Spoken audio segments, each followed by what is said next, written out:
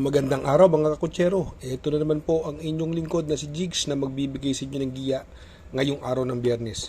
Ngayon po meron po tayong pitong well-balanced races at ang start time po natin ay 5:30 ng hapon. Uulitin ko po itong aking giya ay purely review and analysis ko lamang at walang halong information. Simulan na po natin. Race number 1. Dito po magsisimula ang winner take all. 3-year-old and above maiden race.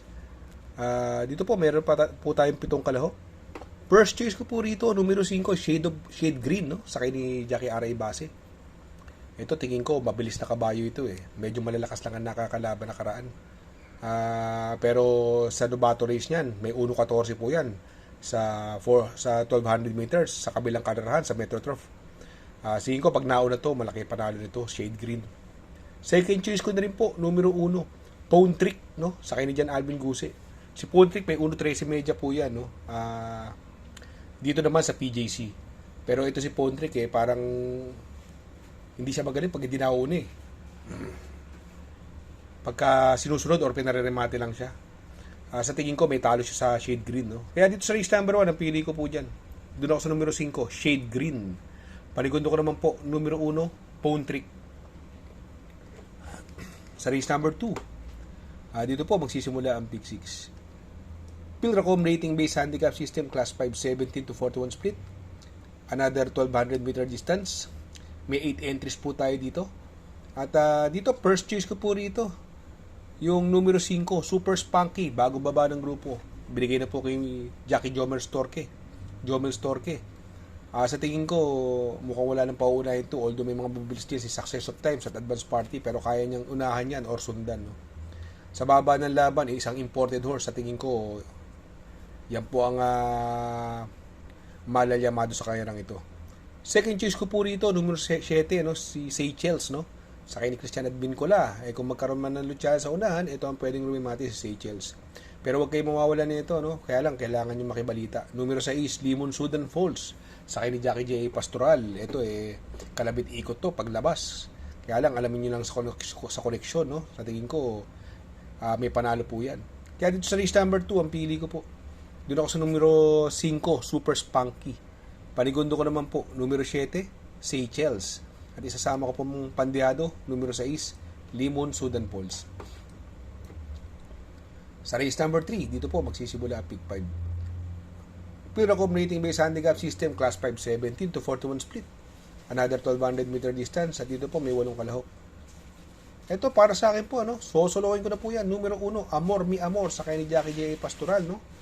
Mukhang kabitan sa una kung maglalabas si Limon Sudan Falls, Amor Mi Amor. Isang owner, si Boss James Rabano, no? Mukhang kabitan ito. Pero para sa akin, dahil sa baba ng laban, sosolokin ko na po yan. Numero 1, Amor Mi Amor. Sa race number 4, dito po, magsisimula ang pick 4. Pilracom rating based handicap system, class 4, 42 to 56 split. Another 1200 meter distance. Dito po may 8 kalahok. Ito, naglaban-laban na po ito Tinalo na ni Catral lahat ito. Sa tingin ko po, nalalamangan ako kay Catral dito. Although magdadala ng unahan si Pilz Amor, pero kaya naman sundan ni Catral yan. At si Catral, nakakadalawang sunod na panalo na yan. Sa tingin ko, nakakalamang po yan. Kaya dito sa race number 4, para sa akin po, sosoloin ko na po yan. Numero 6, Catral.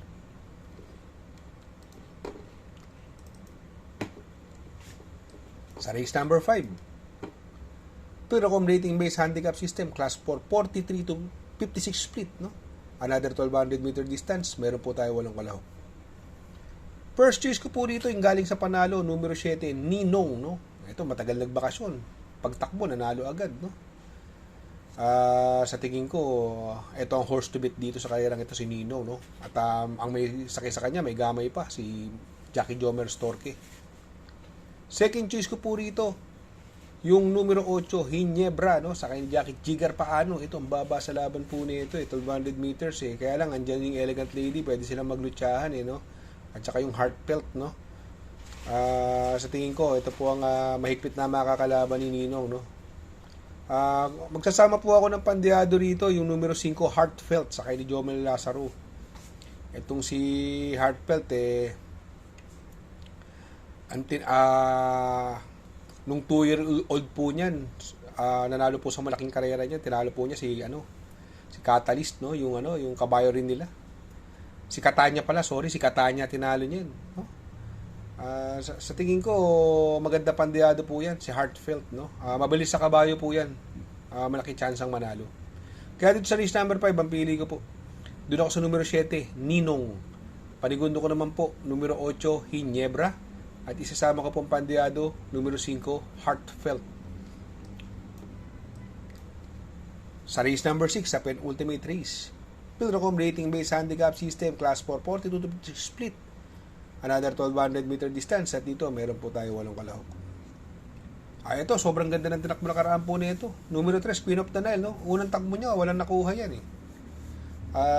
Tapos, nung sumunod, ang lakas ng nilabanan, nakipaghabulan pa. Dumating po ng tercero yan, Queen of the Nile. Ang ganda ng tinakbo sobra nito. Ngayon, wala akong nakikita ibang mabilis. Siya lang po. Bukod kay Jemabel, kayang-kaya naman niya era ni Jemabel. Wala nang papoporma yun, maiksi pa karera, angkop pa ang distansya. Kaya para sa akin, itong race number 6, susuluhin ko na po yan. Numero 3, Queen of the Nile. Sa race number 7, sa last and final race, Pilrocom rating based handicap system, class 5, 17 to 41 split. Another 1200 meter distance. Dito po, meron po tayo siyam na kalahok. Dito, anybody's race po, no? Pero para sa akin, ito sobrang baba sa laban. Numero 2, Warayna Mayda pa, sa kay Bumbum Villegas. Itong kabayong ito, napakababa na po sa laban nito. Sila Animo Lasal po ang nilalabanan niyan, ni Warayna Mayda pa. Kaya lang, maiksi ang distansya at galing sa bakasyon. Pero para sa akin po, siya po ang pampermera ko dyan. Second choice ko po rito, yung numero 9, Caraga Wonder. Ang ganda ng numero ngayon, nasa labas. Kaya lang, andyan yung top of the mark, pwedeng mauna, susundan ni Caraga Wonder. Si Caraga Wonder, minsan kalaban niyan, aparato rin. Pero pag maganda lundag niyan ni Caraga Wonder, malaki po panalo niyan. Pero magsasama po ako ng pandiyado po rito, no? Ito yung numero 8, Who's That Girl, no? Ito, inaayaw lang po ito, Pag ito nilabas, malaki rin po chance nito. Magandang pandiyado po yan since paratingan po ng karera. Kaya dito sa race number 7, ang pili ko po. Doon ako sa numero 2, Warayna Mayda pa. Panigundo ko naman po, numero 9, Caraga Wonder. At isasama ko pong pandiyado, numero 8, Who's That Girl. Mega shoutout, no? Mega shoutout. Sir, happy birthday po, Sir Eric Basa, no? Happy birthday po, Sir Eric Basa. Wishing you long life and good health, sir. Happy birthday. Shoutout nga pala kay Sir Pax ng Barkadahan OTV. Located po siya sa 1139 New Antipolo Street, Corner Vargas. Malapit lang po sa Abad Santos, yung bagong ginawang tulay. Very convenient and attentive po ang mga tao. Pwede po kayong mag-EB at party while betting on racing. Good luck mga kakutsero. Sana po matapat ang ating giya at yung mga nakasunod. Sana po ay magsitama po kayo. Ako yung makikiusap lamang at makikisuyo sa inyo na please like, share, subscribe, and hit the notification bell para update kayo sa aking mga giya. Good luck po and happy racing.